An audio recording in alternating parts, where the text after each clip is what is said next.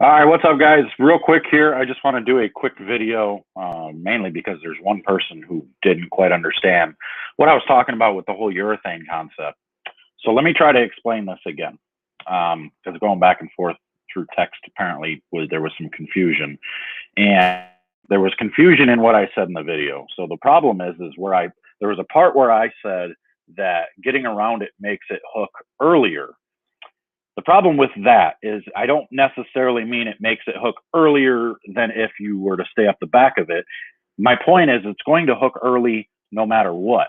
And what happens is when you stay up the back of the ball with a urethane, that ball then reads the front and continues to read all the way throughout the entire lane and gives you a continuous motion all the way through the lane. When you get your hand around urethane, it still hooks at the same spot as with when you get your hand around it. Sometimes could be earlier because you have to think about this concept. What happens with any bowling ball when you get your hand around it? What happens to the ball reaction when you basically you spin around the side of it? That makes the bowling ball more reactive to friction. And a urethane ball naturally sees earlier than any other bowling ball. So with a reactive bowling ball versus a urethane bowling ball, the reactive bowling ball may not see the front part of the lane because there's not very much friction there. It's not creating its own friction unless you take the surface to some stupid level, really super low. When you spin a reactive ball, because there's additives to that reactive cover stock that make the bowling ball cleaner already, now as you spin your hand, the ball spins down the lane through the oil until it sees friction. Once it sees friction, then it starts to go left. When you go early and through it with your hand with a reactive ball, that's making the ball start up sooner because you're getting the core to come into play a little bit more at that time based on, you know, when you roll it more, now that changes your axis compared to when you spin it, your axis changes and gets a little bit further or gets closer to your the center of your grip, basically. So like for me, when I roll it, my axis is 4 7/8 by 1 1/8 up. When I spin it, it brings it almost an inch closer, which then makes it makes my bowling ball actually stronger in sense because the layout then changes based on the new axis.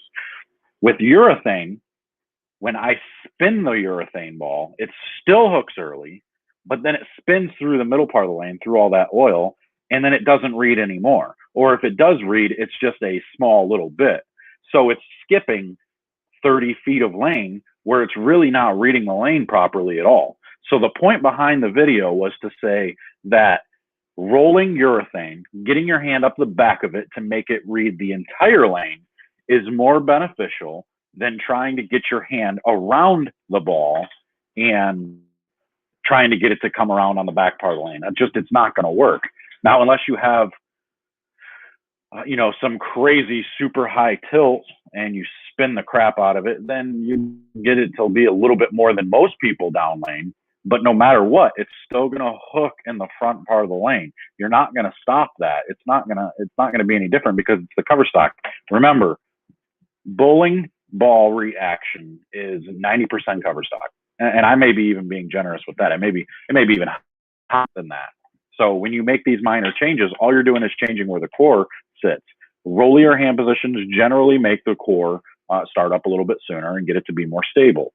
More spin around it makes the ball more unstable and it sees friction a lot more violently. So that's why a lot of times when you go with a strong, super strong reactive bowling ball and when you're later in the day and you start trying to get your hand around it, it's actually you're starting to see it pick up faster and more strong because there's a lot more friction in the front part of the lane from all the beat up, from all the traffic and everything. So you get your hand around it thinking I can scoot it down lane. It's just read that friction quicker because it's now waiting. A bowling ball is going to read friction. If there's friction, it's going to read it. And if your hand is going around it, it's going to read it even faster. It's going to read it harder, not necessarily earlier, but it's going to read it stronger.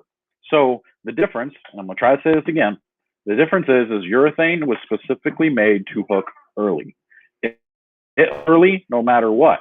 Now, sure, you could polish it. You could take it to some stupid high level and make it not hook as early, but it's still going to hook for the most part earlier than any other reactive ball you have.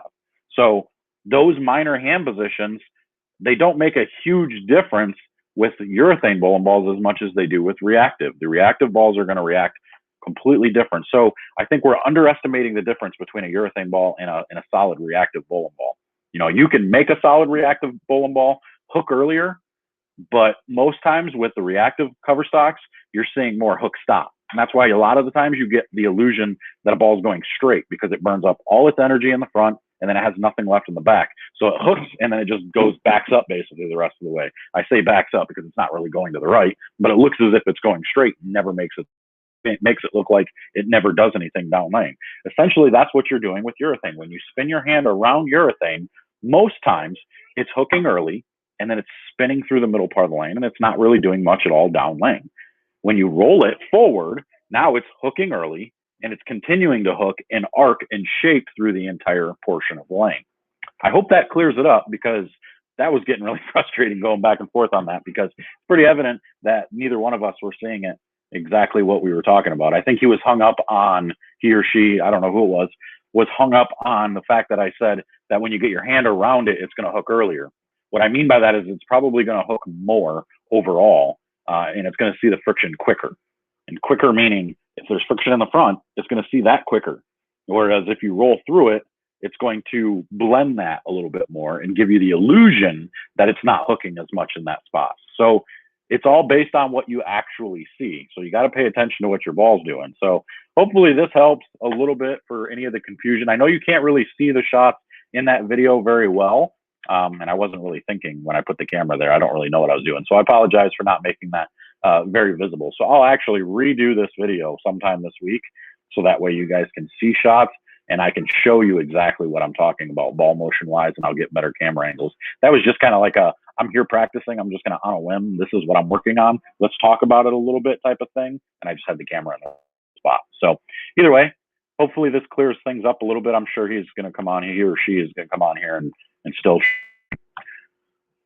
say something that they don't agree with, or they don't understand, or that I don't understand that they're trying to get across. I don't know. There's some confusion there, but either way, it's not meant to be derogatory. I'm not mad. I'm just trying to clear things up a little bit so people kind of understand, because when you read those comments back and forth, it can get real confusing real fast. So I'm out of here. We'll see you guys later.